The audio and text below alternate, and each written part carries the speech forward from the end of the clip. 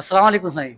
वालेकुम अस्सलाम वरहमतुल्लाहि वबरकातुहू। साईं ॿ ॾींहं अॻु में तव्हां मूंखे ॻाल्हि कई त रेशम गली में असांजी मस्जिद आहे जिते तालिब इल्म आहिनि, उन्हनि जे लाइ असांखे रेलनि जी ज़रूरत आहे 20 अदद जी।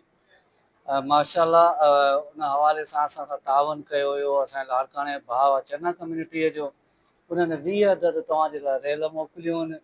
उन खां अलावा मुनासिब सम्झूं त बचिड़ा पढ़नि था, उन्हनि जे लाइ क़ुर मजीद वग़ैरह बि वठूं, पोइ उनजे लाइ ख़ासि असां सां तावन कयो। आरबाणी कम्यूनिटीअ जो भाउ रते दिलि रहवासी हमेशह ग़रीब मिसकिन जी उहो मदद कंदो रहंदो आहे।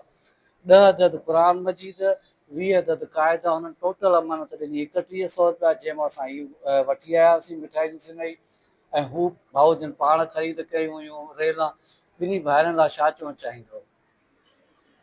अल्लाह ताला उन्हनि खे जज़ाए ख़ैर अता फ़रमाए ऐं यकीनन इन कार ख़ैर में तव्हांजो भाउ सलीमुल्लाह साहब तमामु ज़्यादा हिसो आहे, जो इन फितननि वारे दौर में ऐं हिकिड़े मुशक़त वारे दौर में हमेशह तव्हांखे ॾिठो आहे मसाजिद जे तरफ़ तव्हांजो तवजो आहे, मदारिस जे तरफ़ तव्हांजो ख़्यालु आहे। अल्लाह ताला जी दर दुआ आहे त अल्लाह ताला तव्हांजे बि इन कोशिश खे क़बूल फरमाए, तव्हांजे इन तमामु तर जेका बि कोशिश आहे पंहिंजे बारगाह में क़बूल फरमाए, ऐं उन्हनि मुआविनीन खे जिन बि तव्हां सां ताउन कयो आहे मदरसे जे लाइ, अल्लाह ताला उन्हनि खे जज़ाए ख़ैर अता फ़रमाए, उन्हनि जे नेक इरादनि जी तकमील अता फ़रमाए, उन्हनि जे मरहूमीन जी मग़फ़िरत फ़रमाए। दरअसल ही असां सभिनी मुस्लमाननि जे मथां लाज़िम आहे जो मसाजिद खे मदारिस खे असां सपोर्ट कयूं ऐं पंहिंजे मथां फ़र्ज़ सम्झी करे कयूं।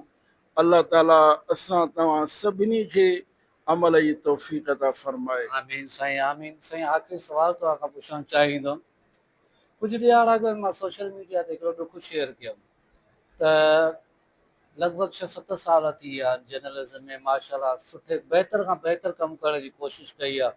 पोइ यतीम ॿार हुजनि, बेवाऊं हुजनि, या ग़रीब मिसकिन हुजनि, या बीमार हुजनि, या दीनी मदरसा हुजनि। स्पेशली दीनी मदरसनि खे इन करे फोकस कंदो आहियां त सरकारी स्कूलनि में त हुते बुक्स वग़ैरह अची उन्हनि खे प्रोवाइड कई थी वञे, स्टेशनरी। असांजे दीनी मदरसनि जी मालकी नथी थिए, इन जो ख़ासि सबबु कहिड़ो आहे? उनजो ख़ासि सबबु ही आहे त असांजे मुआशिरे में अक्सर जेको ही नओं जेको शोबो नई जनरेशन जेका तयारु थिए थी, मज़हब बेज़ारी उन्हनि माण्हुनि में वॾी आहे ऐं उहे यूरोप जे कल्चर खां मुतासिर थी करे मज़हब बेज़ार आहिनि ऐं इन तरफ़ तवजो नथा कनि। ऐं यकीनन तव्हांजो जेकॾहिं तालुक़ मस्जिद सां आहे, मदरसे सां तव्हां अगरि ताउन कयो था, इहे तबसरा तव्हां ते बि थींदा, इहा तनक़ीद तव्हां ते बि थींदी, पर तव्हां जेको कमु कयो था अल्लाह ताला जे रज़ा जे ख़ातिर, नबी करीम सल्लल्लाहु अलैहि वसल्लम जे तालीम जे ख़ातिर, तव्हां इन्हनि तबसरनि खे, इन्हनि ॻाल्हियुनि खे बिल्कुलु न सम्झो त इहे कुझु बि न आहिनि। मां जेको बि कयां थो मां अलाह ख़ातिर थो कयां ऐं मूंखे अलाह ई उन्हनि जो अजुर ॾींदो। बेशक साईं, बेशक। ऐं मां हक़ीक़त चवंदो इहा जेसिताईं तव्हांजे करे तनक़ीद न थिए तेसिताईं तव्हां कामयाब नथा थी सघो।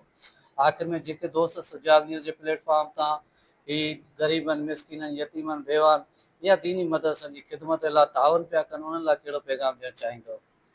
बसि उन्हनि जे लाइ इहा ई दुआ आहे त अल्लाह ताला उन्हनि खे आफ़ियत अता फ़रमाए, तमामु मामलात में उन्हनि जी हिफ़ाज़त फ़रमाए, उन्हनि जे कारोबार में बरकत अता फ़रमाए, अल्लाह ताला उन्हनि जे मुश्किलात खे हल फ़रमाए। इहो ई असां दुआ ई करे सघूं था। आमीन साईं, वॾी महिरबानी। जज़ाकुमुल्लाह ख़ैर।